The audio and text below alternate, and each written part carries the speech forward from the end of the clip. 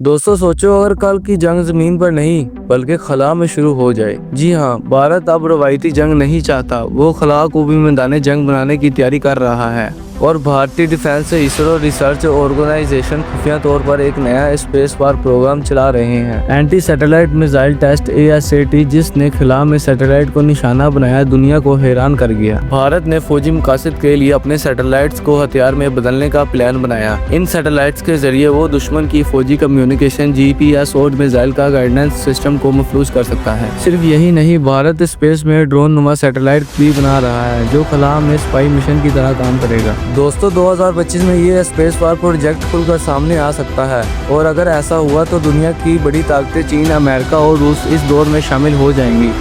अब सवाल ये है, क्या भारत वाकई खला को मैदान जंग में बदल देगा या फिर ये सिर्फ एक डरावना ख्वाब है? कमेंट्स में अपनी राय जरूर दें, वीडियो को लाइक, शेयर और चैनल को सब्सक्राइब जरूर करें।